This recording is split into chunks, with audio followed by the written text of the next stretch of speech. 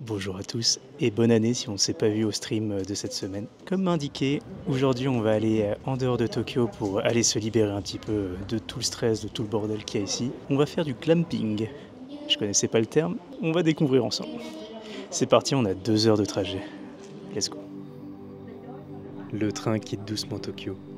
Par la fenêtre, les gratte-ciels imposants, symboles de la capitale, commencent à disparaître.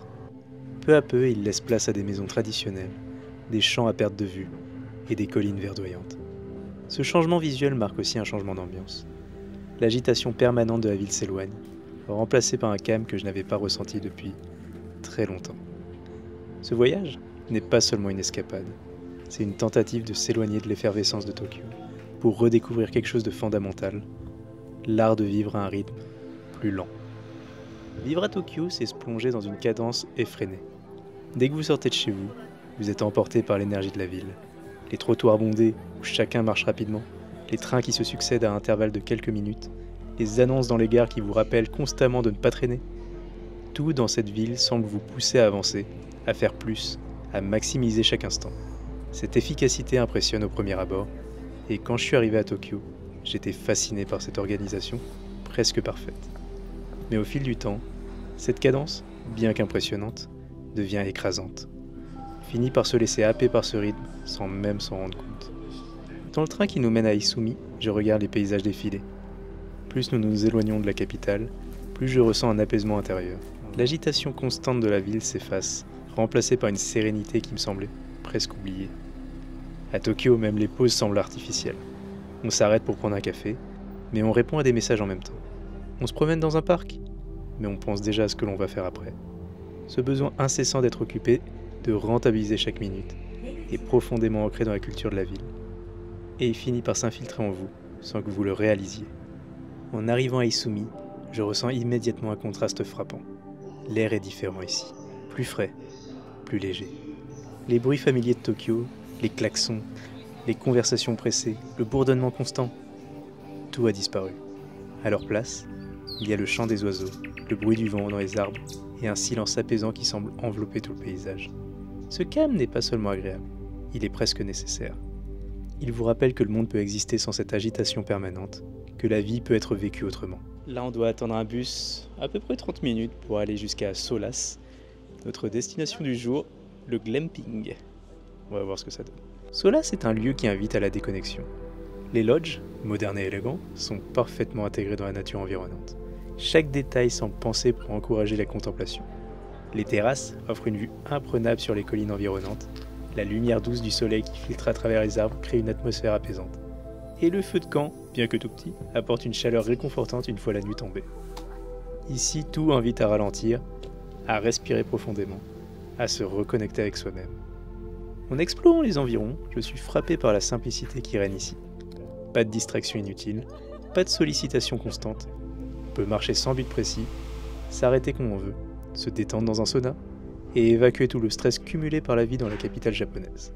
Je vais pas vous mentir, c'est une expérience incroyable d'être en extérieur avec une température ambiante à 0 degré et de la flotte à 40 degrés. Ça fait très mal quand tu démarres, je vais pas vous dire le contraire. Par contre, quand tu t'y habitues, ça fait un bien tellement fou. Tu te sens quand même vraiment très apaisé. Et quand tu viens de la ville de Tokyo, où tout va si vite, tout est si stressant, un petit sento, un petit onsen, je vous jure, ça fait un bien fou. Les Japonais, ils le savent. Et je vous invite vraiment à essayer. Vous n'êtes même pas obligé de venir aussi loin. Il y a plein de sento au centre de Tokyo. Et on a même qui acceptent les tatouages. Par contre, restez pas trop longtemps, sinon vous allez avoir mal à la tête comme moi là tout de suite. Ce voyage m'amène à réfléchir sur le rythme de la vie imposé par la capitale. Pourquoi est-ce si difficile de ralentir à Tokyo? Est-ce uniquement la ville qui nous impose ce rythme, ou est-ce aussi une habitude que nous avons nous-mêmes cultivée? Après tout, Tokyo offre également des espaces de calme, des temples silencieux, des cafés confortables, des ruelles tranquilles. Mais même dans ces lieux, il y a toujours cette impression que le temps presse, que l'on doit vite passer à autre chose. C'est comme si prendre son temps devenait un luxe réservé à ceux qui ont tout accompli. Assis près du feu de camp à Isumi, je ressens un profond sentiment de gratitude. Pas seulement pour cet endroit, mais pour ce qu'il représente. Ici, le temps semble s'écouler différemment.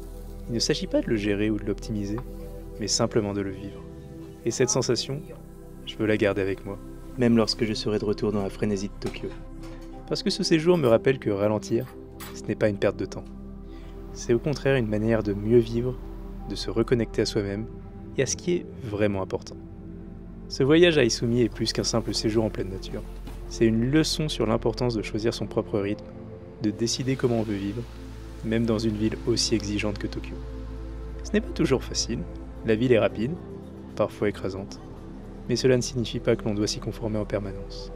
Il est possible de créer des moments de calme, même au cœur de l'agitation.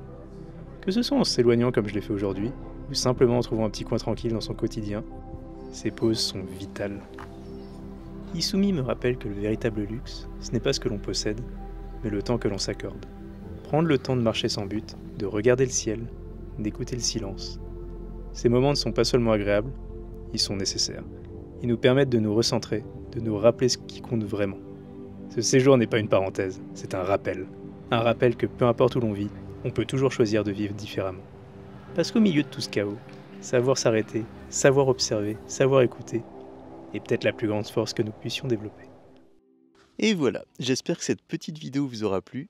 L'année 2025 commence, j'espère que tous vos projets se réaliseront et que l'année sera meilleure que la précédente. Pour moi également, j'espère aussi. Je vais clairement me relancer à fond sur Twitch, sur YouTube et bien sûr sur Instagram et TikTok. On va essayer de faire un max de projets, on va essayer de créer du contenu et j'espère que ça va vous plaire. Donc à la semaine prochaine, Mata Kondo et bonne année.